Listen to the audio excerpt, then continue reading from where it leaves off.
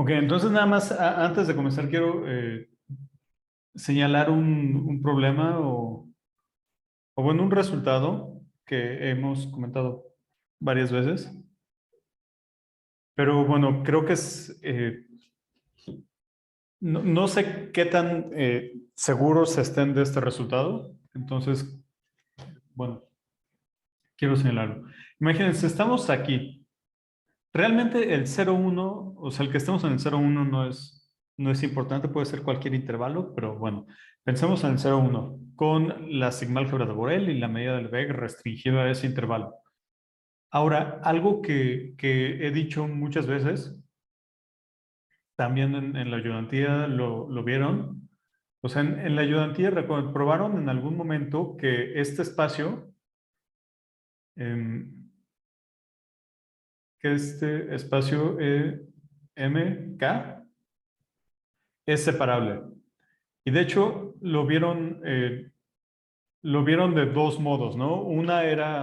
Eh, una era probando un resultado general sobre espacios de medida en donde la sigma álgebra fuese numerablemente generada, que es el caso de los espacios métricos separables, en particular el 0,1, y probaron que esto es separable en ese caso. Otra manera de probarlo era utilizando que las funciones continuas son densas. Y ese es el resultado eh, que quiero señalar. ¿Saben cómo probar eso? Que las funciones continuas son densas en L1. O sea, bueno, igual aquí si somos estrictos, tendríamos que decir no exactamente las funciones continuas, sino las clases de equivalencia de las funciones continuas forman un subconjunto denso en L1. ¿Saben o tienen alguna idea de cómo lo podrían probar?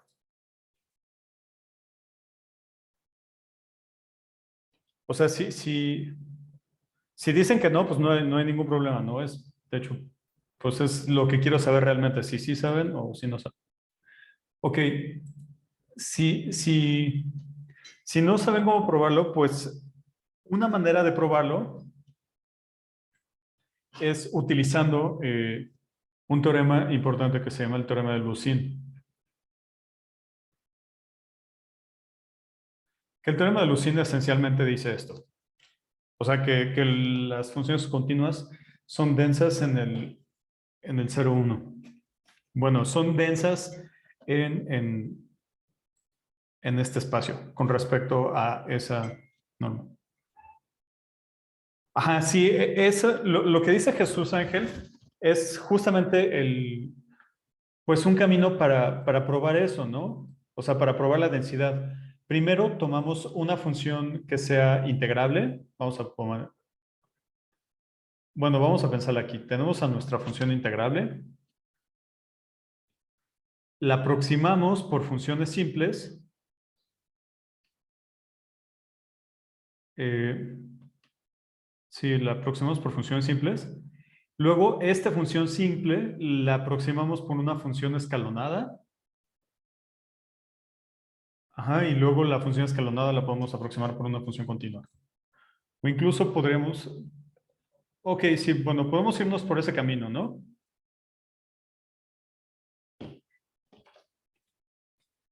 Pero, bueno, y por ahí en algún momento hay que usar el teorema de Borov.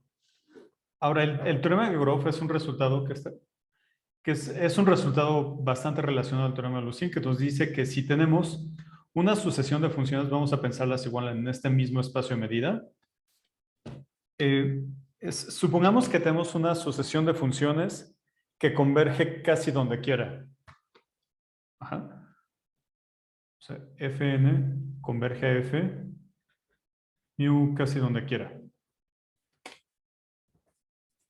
¿Ok? Bueno, entonces, si tenemos eso, perdón, no es mu, es le ve casi donde quiera. Entonces, para toda epsilon mayor que 0 existe un conjunto medible, o sea, en nuestra sigma-álgebra, tal que tiene medida menor que epsilon y Fn converge a F uniformemente en 0,1 menos A. Ajá, entonces, digamos, este es un primer paso previo para probar el resultado que les comento.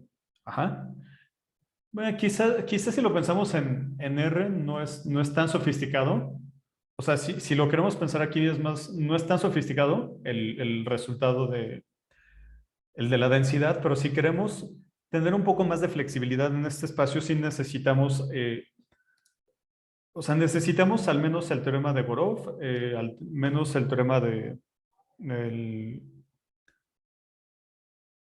mm, el teorema de Titze, o bueno, el lema de Horizon, y bueno, ya con eso llegamos a Lucene y a concluir la densidad. Ok, pero bueno, lo que me importa es que puede ser un camino un poco complicado. Ah, perdón, es que saqué un... Perdón, bueno, ahora les digo. Entonces, uno de los resultados que me gustaría que vieran eh, es discutir ambas pruebas del teorema de Lucene. Creo bueno, vamos a ponerlo, vamos a latinizarlo con Z. El señor Lucene era ruso y pues no estoy seguro cómo se latiniza su apellido. Pero bueno, uno es estudiar, o sea, como propuesta de proyecto es estudiar la demostración, digamos, clásica del teorema de Lucene y este, y una demostración un poco más novedosa. O sea, que es considerablemente más sencilla que la prueba tradicional, pues. Quizá no es tan, o sea, quizá no es tan ilustrativa como la prueba tradicional, pero pues igual y valdría la pena verla. Entonces la idea es estudiar las dos demostraciones del teorema de Lucene. Ajá. Y ver qué significa eso en términos de densidad de la continuidad de funciones. Otro,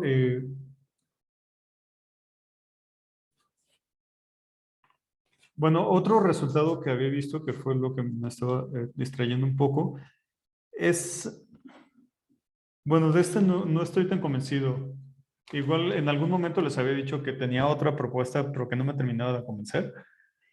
Y no me termina de convencer porque o sea, creo que es más de medida que de espacios integrables, pero bueno, ahí si quieren échenle un ojo y lo discutimos si les interesa ese tema. Y es otra demostración del teorema de Borov. O sea, el teorema de Borov es este que les estoy diciendo aquí, que la convergencia casi donde quiera implica la convergencia casi uniformemente. Ajá. Entonces, si ven cualquier libro de medida, por ejemplo, el Royden o seguramente el CADEX, traen, traen demostraciones del teorema de Borov. Pero hay un artículo de los 70, me parece, creo que es. O sea, lo tengo en mis manos, pero no alcanzo a ver la fecha. Bueno, la cosa es que es un artículo más reciente bueno, que la publicación de Egorov. De hecho, pues nuevo no es del 59. Pero en ese artículo presentan otra demostración distinta de la clásica. O sea, dan una versión un poco más cuantitativa del teorema de Borov, entonces creo que está para revisar eso. Y dentro de las aplicaciones utiliza, bueno, estudia conjuntos de densidad, del teorema de densidad de Lebesgue y eso. Entonces son, digamos, dos resultados que podrían ver. De nuevo, condensando es dos demostraciones del teorema de Lucene, el del artículo que les comento que es nuevo y, bueno, relativamente reciente, y la prueba clásica, y por otro lado estudiar la prueba alternativa del teorema de Borov. igual, como lo hago regularmente, voy a subir las referencias precisas en la página para que puedan verlas. Otra cosa es que desde el lunes, me parece, o el martes, no, el martes, subí las notas de los espacios LP. Ajá. Entonces, esas ya, si quieren verlas, ahí están. Y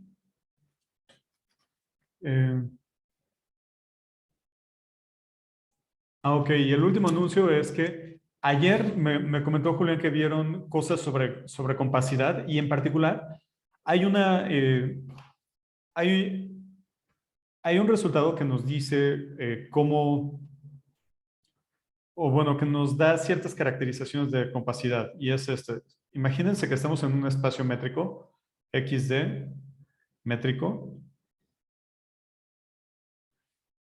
son equivalentes.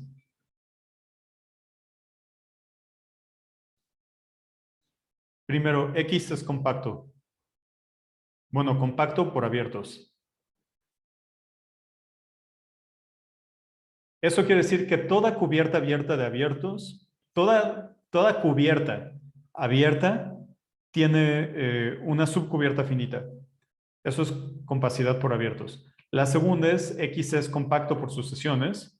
Significa que toda sucesión tiene una subsucesión convergente por sucesiones.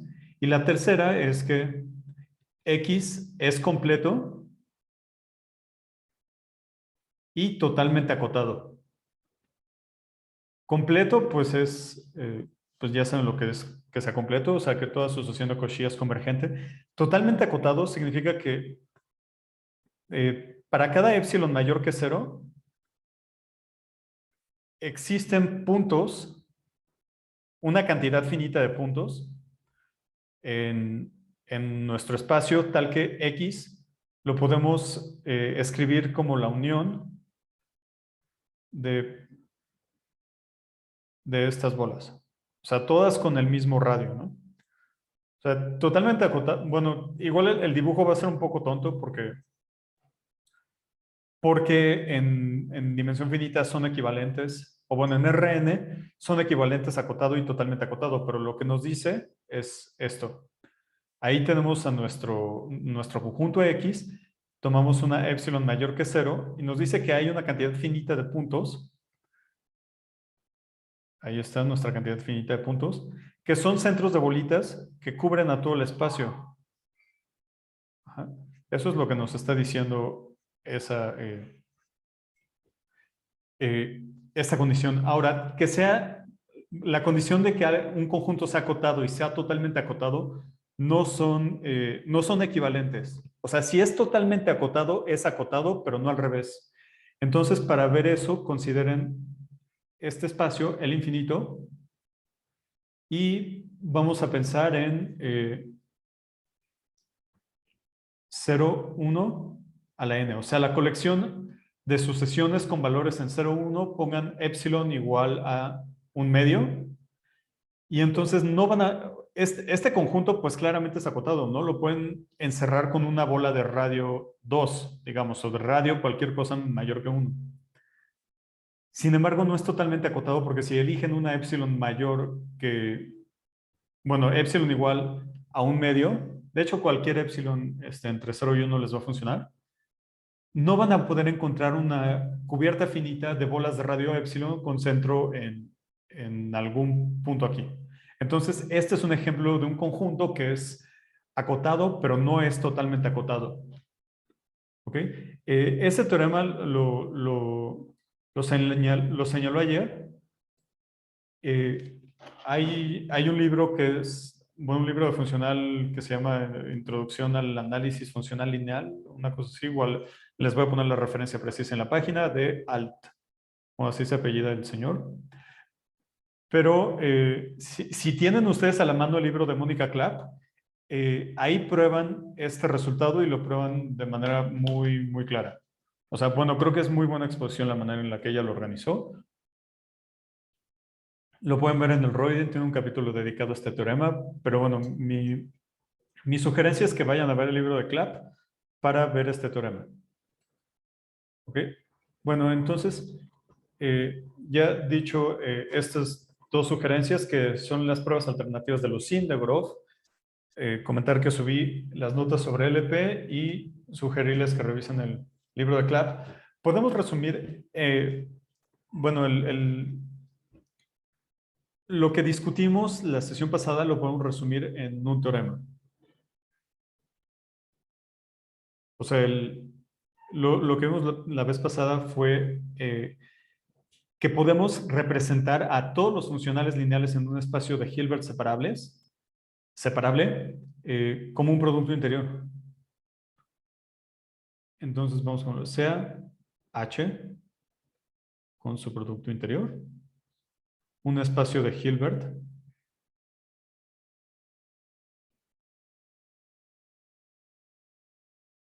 separable.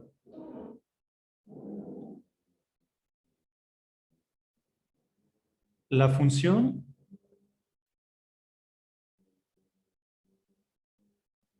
phi, que va de H al dual topológico de H, o sea, la colección de funcionales lineales continuos,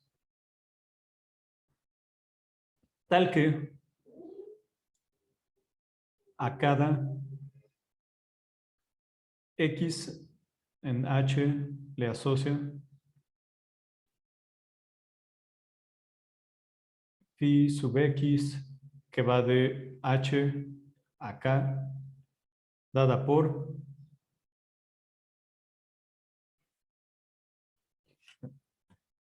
para toda Y en H, phi X evaluado en Y es igual al producto interior de Y con X. O sea, esa es una transformación lineal por la definición de producto interior que dijimos que es lineal en la primera entrada. Es continua por la desigualdad de Cauchy-Schwarz. Y además su norma es igual a la norma de X, ¿no?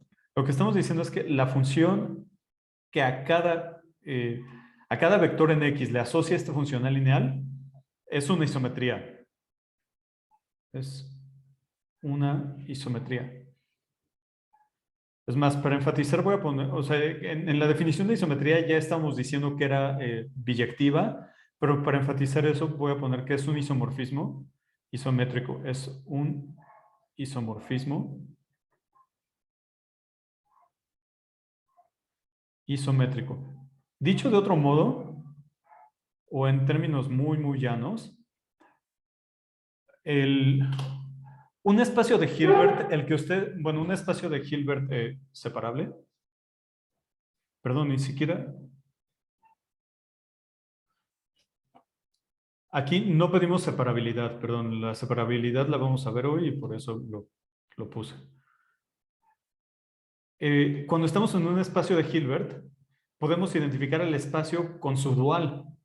Es lo que nos está diciendo este teorema. Ajá, que tenemos una transformación lineal que va de H a H, H estrella, que es biyectiva, continua, y que satisface esto.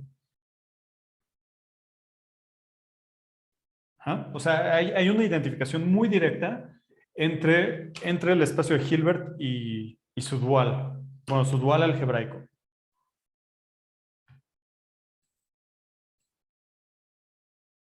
¿Ok? Bueno, ese es, digamos, el resumen del lunes. Ahora, vamos a empezar a ver el día de hoy unas familias muy importantes en espacios de Hilbert, que son los sistemas ortonormales.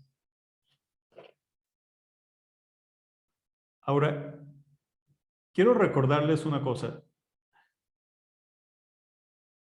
Bueno, nada más escribo el título, ortonormales. Quiero recordarles una cosa. Bueno, en alguna tarea para entregar, había que probar que esto, T3, T4 y así,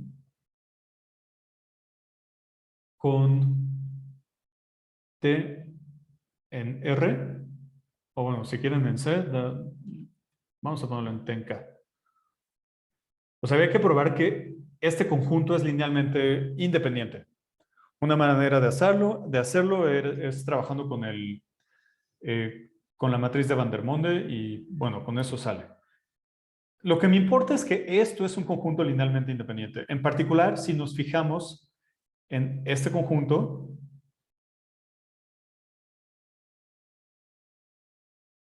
con t menor que 1 en valor absoluto, entonces, esto es, como es un subconjunto del de arriba y el de arriba es linealmente independiente, esto es linealmente independiente. Eso quiere decir que cuando pensamos en L2, que es un espacio Hilbert, pues, pues cualquier base tiene que ser no numerable, ¿no? Porque aquí ya estamos exhibiendo un conjunto que es no numerable y linealmente independiente. Sin embargo, como que si lo que nos interesa es representar pues sí, representar a cualquier elemento de aquí, pues en lugar de hablar de una base que pues es complicado, podemos fijarnos nada más en las entradas y en la base canónica. ¿Ok? Entonces, esta base, o sea, la base algebraica termina siendo pues poco útil. Ajá. O sea, la noción de base algebraica aquí.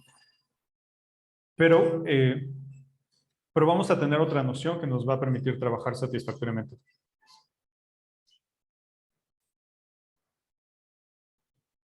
Ahora, antes de dar las definiciones, nada más quiero recordar algunas cositas de espacios de Hilbert.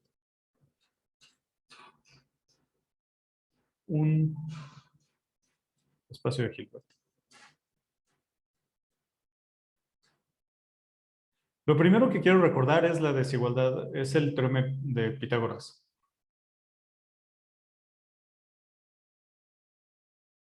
De Pitágoras. Esto ya lo probamos. Bueno, lo probamos para 2. Pero aquí lo voy a enunciar para n. Si B1 hasta Bn en H son ortogonales,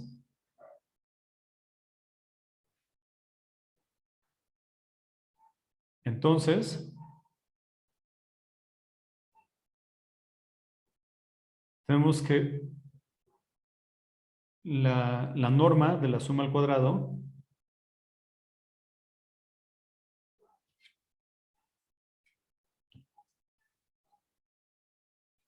esto es igual a la suma del cuadrado de las normas. Bueno, igual ya habíamos dicho cómo probar esto.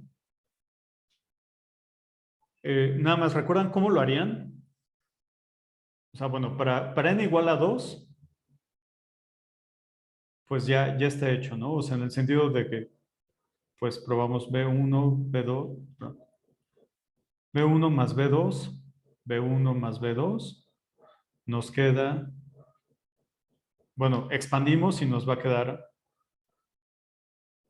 B1 más B2, utilizando la ortogonalidad. ¿Cómo probarían esto entonces?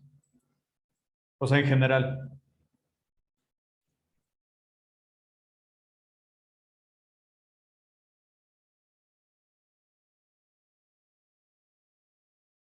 Exacto, por inducción. Pero nada, aprovecho para terminarme mi café. Pero exacto, lo probaremos por inducción, ¿no? Y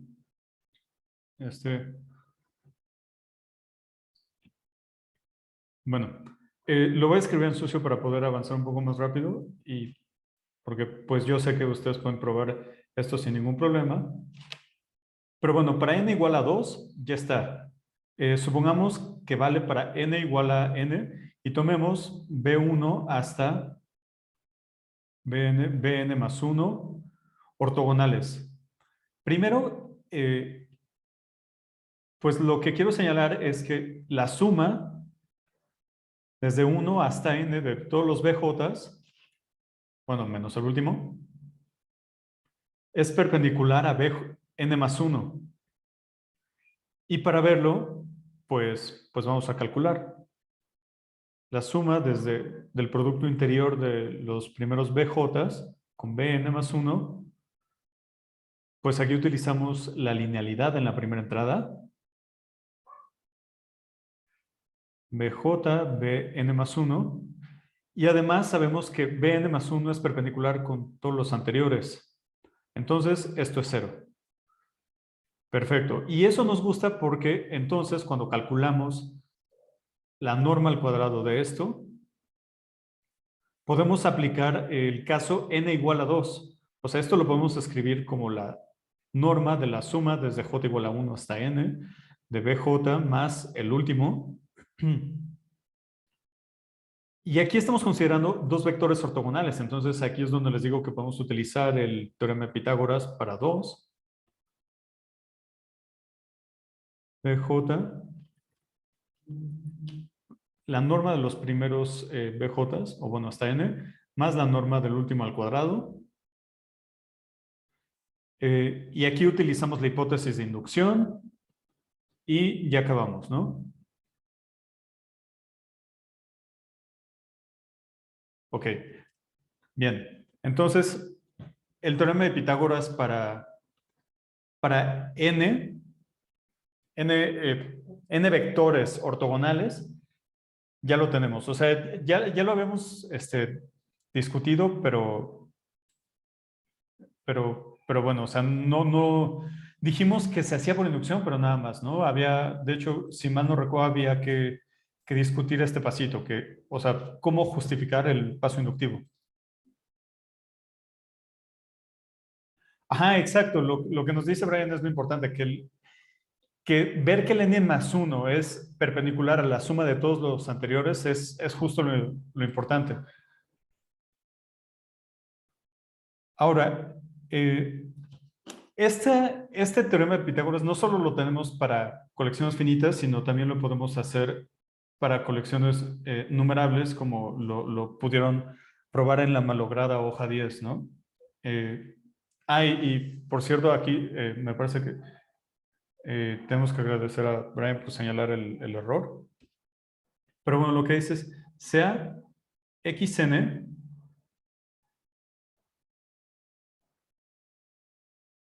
una colección de vectores ortogonales.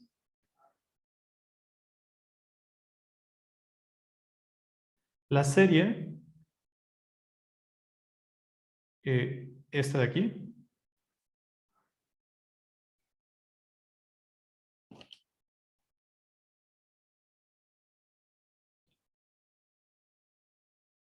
n igual a 1 hasta infinito, de xn, converge, sí, solo sí convergen las normas de los cuadrados, perdón, las normas al cuadrado. Sí y solo sí.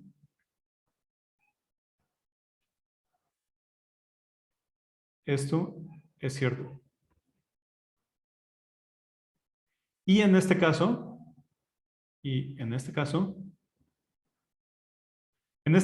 se sigue manteniendo el teorema de Pitágoras, ¿no? O sea, que la serie, perdón, la norma al cuadrado de la serie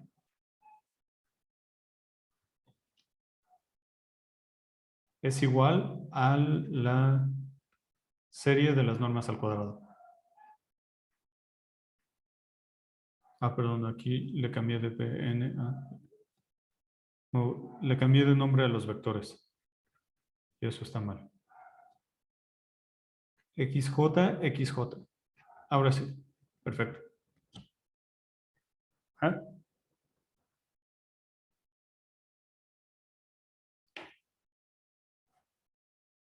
Ok, entonces esto es importante y nada más antes de continuar, sí me gustaría hacer una observación y es que cuando tenemos una serie convergente de vectores ortogonales aquí, estamos obteniendo una serie en L2, ¿no? O bueno, pues sí, una sucesión, mejor dicho, que esté en L2. O sea, esto, x1, x2, x3, Esto está en L2. O sea, es una observación sencilla, pero creo que vale la pena hacerla.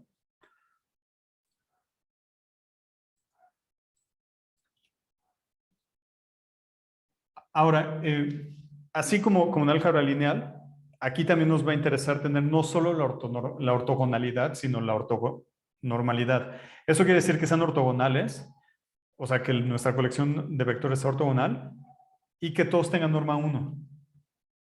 Entonces vamos a poner la definición de un sistema ortonormal es una colección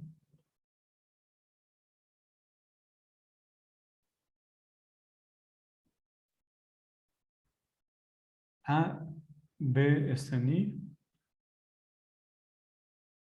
perdón, B sub I con I en un conjunto de índices, subconjunto de nuestro espacio de Hilbert, tal que para toda I, J en I, el producto interior de BI con BJ es igual a la delta de Kronecker, delta IJ. O sea, vale 1 si son iguales, vale 0 en otro caso. Ajá. Ahora, pues si recuerdan, por ejemplo, en lineal, uno de los problemas, de los primeros problemas que ven en general en ese tipo de cursos es, dado una base, digamos, estamos en Rn y tenemos una base B1 hasta Bn,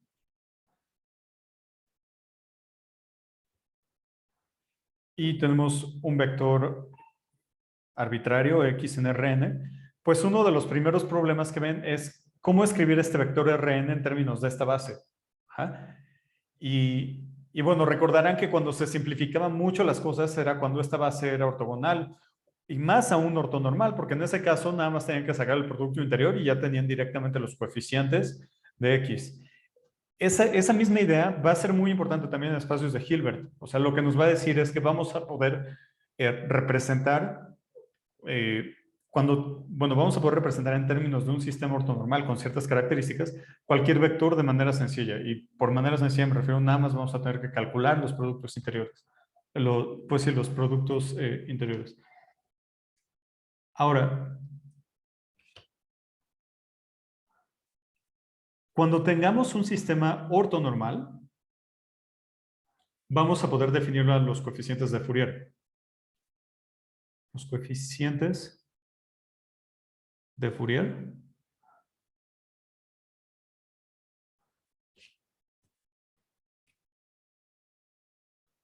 de X en H son los escalares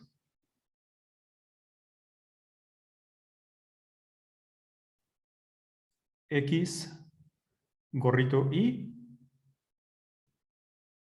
que estamos definiendo como X, B, I, con I en I. Bueno, voy a recorrer esto para que me quede el I en I ahí. I en I.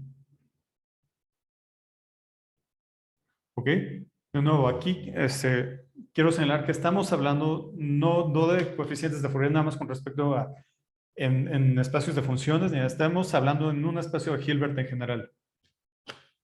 ¿Ah? Ahora, a partir de este momento nada más vamos a hablar de espacios de Hilbert separables, pero eso no quiere decir que no existan espacios de Hilbert no separables, ni que no se pueda hacer esa discusión en espacios de Hilbert no separables. De hecho, si ven los libros, por ejemplo, el libro de Rudin, el de Real and Complex Analysis, el libro de Halmos de teoría espectral en espacios de Hilbert y el Bachman y Narici también lo menciona. Bueno, estos tres libros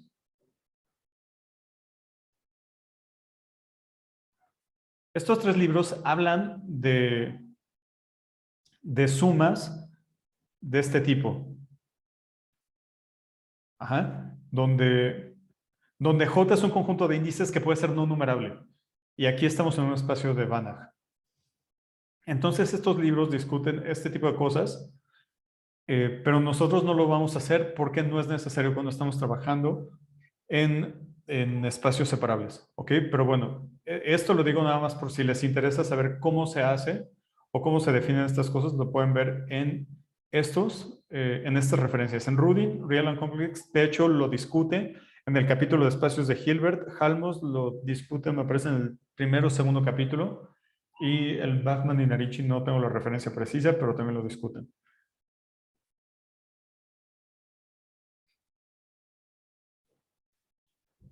Ok.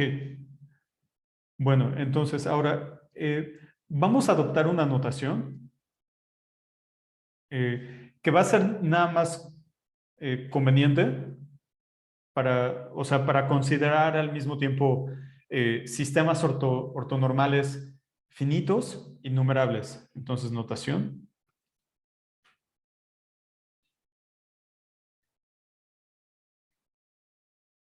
Sí,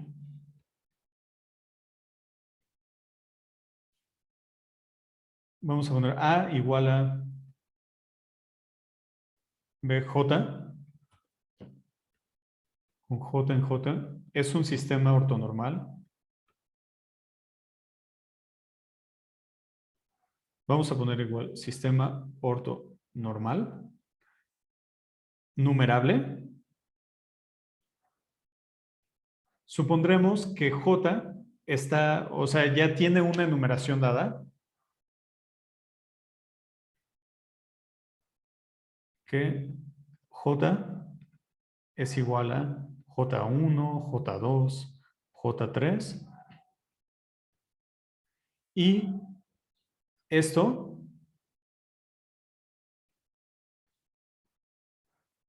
AJ, BJ es igual a la suma desde K igual a 1 hasta infinito de A JK. Bueno, vamos a ponerle acá. BJK. Y ahorita decimos quiénes son las AKs con AN. Bueno, 1 a 2 en K. ¿Ok? O sea, esto lo estoy diciendo porque, o sea, porque una de las primeras cosas que discutimos, no sé si recuerdan, fue eh, que hablar de la conmutatividad, o sea, bueno, de reordenar una serie es un problema delicado. Entonces, pues cuando pongamos la suma de esta manera, pues aquí debemos de decir que hay un orden que ya establecimos en algún momento, ¿no? O sea, de nuevo, porque el que una serie converja no necesariamente implica que cualquier reordenamiento converja a lo mismo.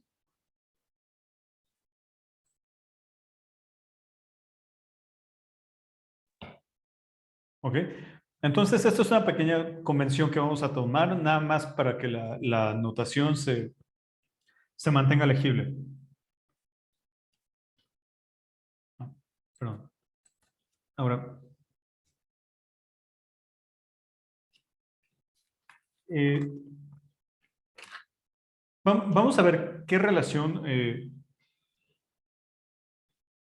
bueno, nuestra idea ahora eh, es ver que bajo ciertas condiciones, o bueno, les voy a decir, nuestro objetivo es ver cómo podemos relacionar la serie de, bueno, la serie de Fourier, que la vamos a definir así, si B es un sistema ortonormal, numerable, la serie de Fourier de un vector la vamos a definir así. B gorrito J por B, J. Lo que queremos ver es qué relación existe entre estas cosas. Ajá. O sea, más allá de que aquí estamos utilizando a las BJs, o bueno, más allá de que en esta BJ gorrito está metida la B o aquí es donde entra en juego este vector. Pero bueno, queremos ver si podemos poner una igualdad o cómo se relaciona. Ajá. Y también esta definición que estamos dando a la derecha es una definición como objeto formal, ¿no? O sea, de entrada no sabemos si converge o no. ¿Ok?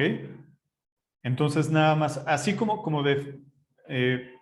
cuando aprendemos series, las definimos nada más como una expresión formal, aquí es lo mismo. Así vamos a definir un poquito más adelante a las series de Fourier. Y ese es el objetivo, es hacia donde vamos. Tratar de relacionar a un vector con su serie de Fourier. Ajá. Entonces, bueno, lo digo porque probablemente varias de las proposiciones intermedias, que son las que vamos a ver, no se ven como tan motivadas. Pero bueno, espero que ya se vean con cierta motivación una vez que ya tenemos en mente hacia dónde vamos. Entonces, la primera es esto. Vamos a ponerle, ahora sí vamos a numerarlas. Proposición 1. Y antes de ponerla, vamos a fijar un sistema ortonormal. Sea A igual a BJ, J en J, un sistema ortonormal a lo más numerable.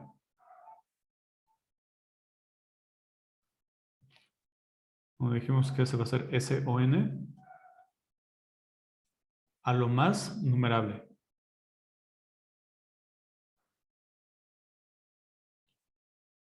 ¿Ok? Entonces, si primero vamos a ver esto. Si tenemos un elemento en nuestro espacio de Hilbert,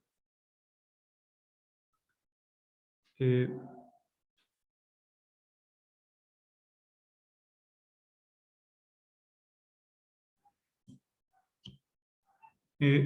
que es de esta forma, es, perdón, si H en esto satisface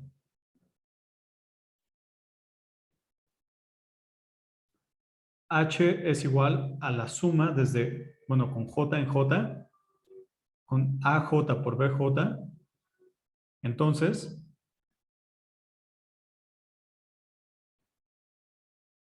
para toda J en J, eh, el coeficiente de Fourier J décimo de H es igual a AJ. Aquí quiero señalar que seguramente ustedes ya saben esto en cálculo cuando estamos hablando en RN, pero aquí, de nuevo, estamos considerando que la J podría ser numerable. O sea, la J aquí podría ser numerable y entonces, bueno, de entrada estamos suponiendo que esta serie es convergente, ¿no? O sea, si J es los números naturales, esta serie es convergente. Y de nuevo estamos suponiendo que si J es numerable, ya le estamos preasignando un orden y esto es una serie común y corriente en nuestro espacio de Banach. Cuando la J es finita, pues realmente no nos tenemos que preocupar por eso, ¿no? O sea, porque si la J es finita, estamos tomando una suma común y corriente y ahí tenemos conmutatividad, entonces ahí no hay ningún problema. Ahora, la prueba realmente no es complicada. Se basa en la continuidad y en la linealidad del producto interior en la primera entrada. Vean, para acá, en J, arbitrario, tenemos que el késimo coeficiente de Fourier de H es igual, por definición, a H, bueno, el producto interior de H con BK. Entonces vamos a sustituir qué es BH. Bueno, ¿qué es H? Perdón. H es la serie con J en nuestro conjunto de índices, AJ, BJ, BK. Ahora, aquí yo digo que puedo hacer esto.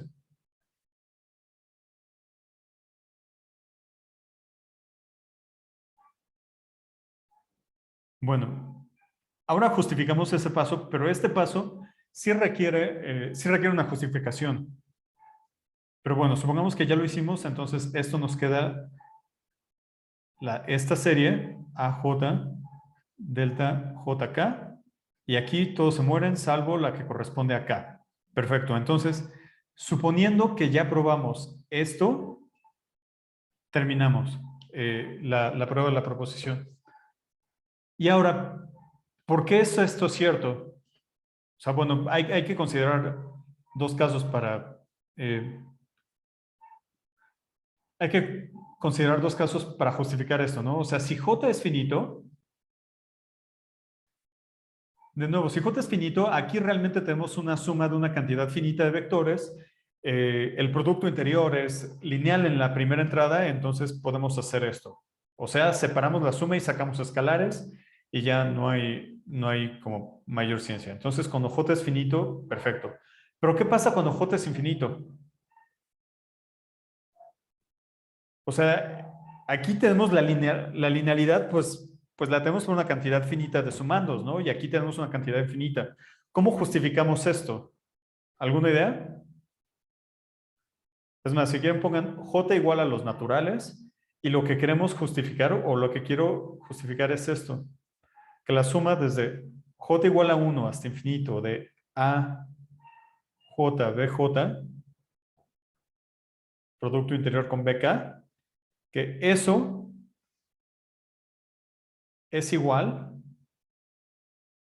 a la serie, o bueno, a la suma desde J igual a 1 hasta infinito de AK, BJ, BK. ¿Por qué esto es cierto?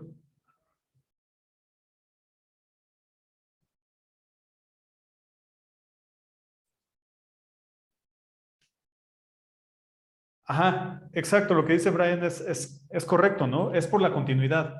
Porque vean, el lado izquierdo lo podemos escribir como el límite de una sucesión, el límite cuando n tiende a infinito de esta sucesión de sumas parciales, AJ, BJ, BK. Y ahora, como es continua en la primera entrada, el límite lo podemos sacar de o sea, podemos sacar el límite de aquí por la continuidad, ¿no? Es una de las definiciones de continuidad o una de las caracterizaciones de continuidad que ustedes saben, que manda sucesiones convergentes en sucesiones convergentes y el límite de la función, sí, el límite de las imágenes es la imagen del límite. Dicho de otro modo, podemos sacar el límite de aquí. Desde j igual a 1 hasta infinito de n, perdón, la suma desde j igual a 1 hasta n de AJ, BJ, BK, y aquí ya podemos utilizar la linealidad en la primera entrada. Desde j igual a 1 hasta n AJ, BJ, BK.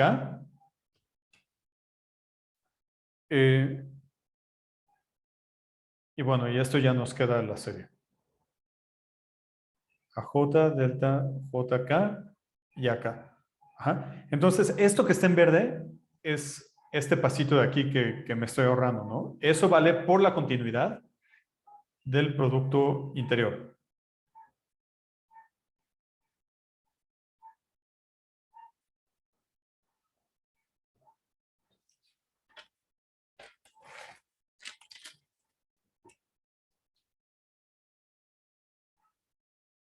Ahora, la ventaja de este lemita, aunque no se ve muy inspirador, la ventaja es que nos permite calcular de manera muy sencilla las proyecciones ortogonales con respecto a ciertos subespacios.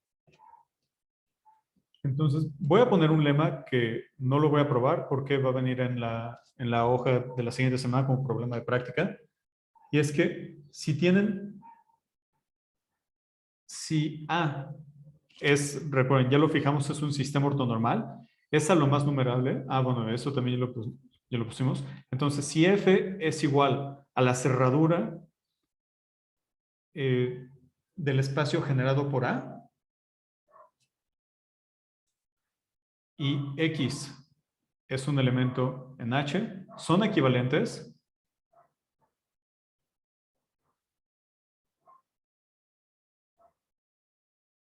Eh, Uno, X es perpendicular a F.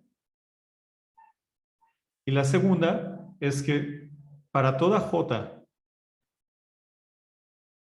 en I, perdón, en J, que es nuestro conjunto de índices, tenemos que el coeficiente de Fourier de X, bueno, el J-ésimo coeficiente de Fourier de X es igual a 0. ¿Ok? O sea, lo que estamos diciendo es que para verificar la perpendicularidad de todo el espacio, basta con que nos veamos o con que verifiquemos la ortogonalidad con cada uno de los elementos de nuestro sistema ortogonal que genera es ortonormal, que genera ese subespacio. Ajá. O sea, traten de probar esto realmente siguiendo casi la definición de, bueno, pues siguiendo la definición de todo, ¿no? O sea, no hay tanto problema en probar esto. De hecho, una implicación es trivial, ¿no? Una implica dos es trivial porque si X es perpendicular a F, entonces es perpendicular a cada uno de los elementos de F, en particular a todos los elementos de A. Ajá. Ahora, ¿qué pasa si...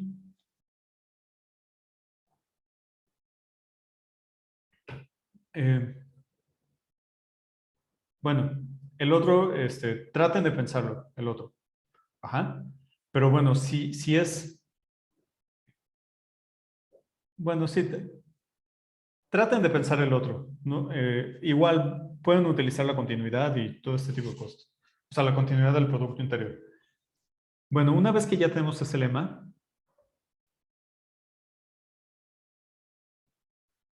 eh, podemos caracterizar o podemos describir a la proyección ortogonal y es lo que les había comentado, ¿no? Que lo podemos calcular fácilmente. Si F es igual a la cerradura del generado por A, que es nuestro sistema ortonormal, y X es un elemento en H, son equivalentes.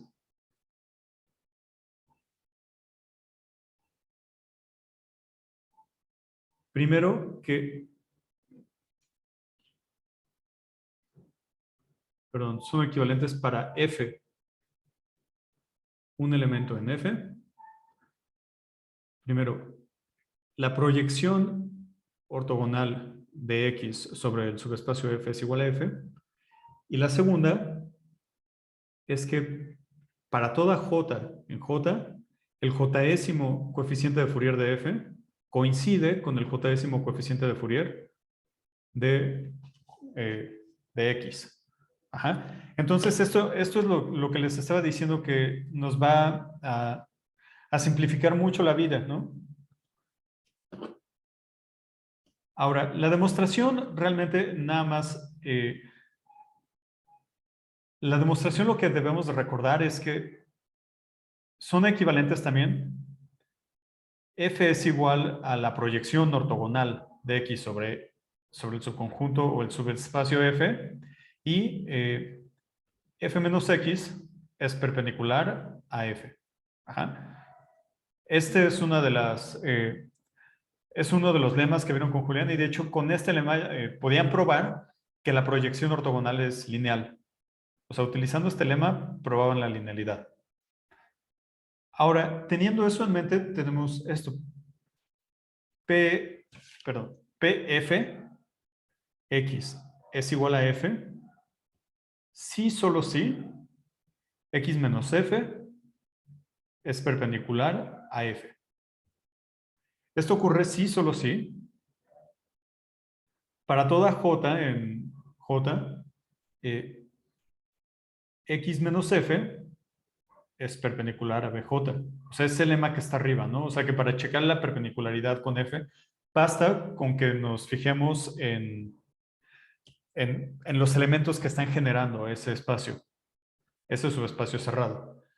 Pero esto que estamos poniendo aquí, utilizando de nuevo la linealidad del producto interior en la primera entrada, nos dice que para toda J en J, eh, el jésimo coeficiente de Fourier de X, que es igual a este producto interior, coincide con este producto interior, que es justamente el jésimo, sí, todavía lo alcanzan a ver, coeficiente de Fourier de FJ. Ujú.